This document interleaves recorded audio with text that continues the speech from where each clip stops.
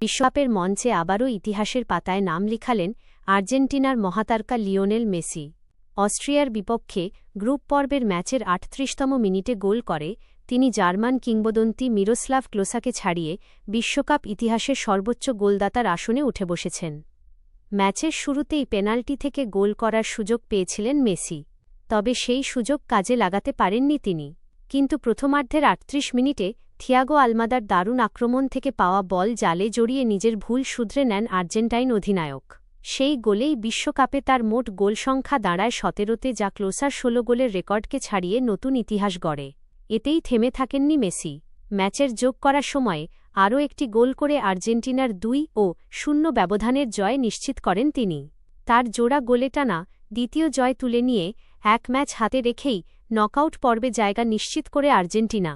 ৩৯ বছর বয়সেও দুর্দান্ত ছন্দে থাকা মেসি চলতি বিশ্বকাপে ইতোমধ্যে ৫ গোল করে গোল্ডেন বুটের লড়াইয়েও সবার সামনে রয়েছেন। বিশ্বকাপের সবচেয়ে সফল ফুটবলারদের একজন হিসেবে এবার নিজের নামের পাশে যোগ করলেন আরও একটি ঐতিহাসিক কীর্তি।